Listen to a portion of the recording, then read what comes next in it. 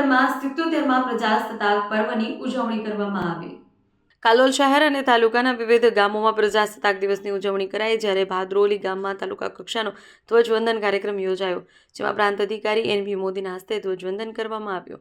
કાર્યક્રમમાં ધારાસભ્ય ફતેહસિંહ ચૌહાણ અને મામલતદાર વિકાસભાઈ પટેલ, તાલુકા વિકાસ અધિકારી શીતલબેન સુથાર, તાલુકા પંચાયત પ્રમુખ સવિતાબેન રાઠવા, કારોબારી અધ્યક્ષ ઉપેન્દ્રસિંહ ચાવડા અને તાલુકા ભાજપ પ્રમુખ મયદીપસિંહ ગોહિલ, ભાજપ તાલુકા મહામંત્રી વિરેન્દ્રસિંહ પરમાર, તાલુકા ભાજપ પૂર્વ પ્રમુખ નરેન્દ્રસિંહ ગોહિલ, ભાદરોલી બુજુર્ગ તાલુકા પંચાયતના સભ્ય કિરણભાઈ બેલદરા અને પૂર્વ ભાજપ મહામંત્રી કિરણસિંહ સાથે સંગઠનના હોદ્દેદારો, જિલ્લા તેમજ તાલુકા પંચાયતના સદસ્યો, ભાદરોલી ગ્રામ પંચાયતના સરપંચ સાથે તાલુકા પંચાયત અને કાલોલ પોલીસ સ્ટેશન, મામલતદાર કચેરીનો સ્ટાફ હાજર રહ્યો।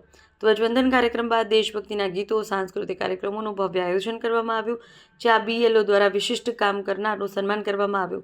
ભારત વર્ષના 77માં પ્રજાસત્તાક પર્વની ઉજવણી નિમિત્તે વિવિધ સરકારી કચેરી ખાતે આન બાન અને શાંતિ હર્ષોલ્લાસ સાથે ધ્વજવંદનના કાર્યક્રમ યોજાયો, જેમાં કલોલ શહેર મામલતદાર કચેરીના મામલતદાર વિકાસભાઈ પટેલ, તાલુકા પંચાયત કચેરીમાં કાલોલ તાલુકા પંચાયતના પ્રમુખ સવિતાબેન રાઠવા, કાલોલ પોલીસ સ્ટેશનના PIRD ભરવાડ અને કાલોલ નગરપાલિકાના પ્રમુખ હસમુખભાઈ મકવાણાના હસ્તે ધ્વજવંદન કરવામાં આવ્યું। તાલુકાની વિવિધ ગામોની શાળા, કોલેજ, સરકારી કચેરી ખાતે પ્રજાસત્તાક દિવસની ભવ્ય ઉજવણી કરવામાં આવી।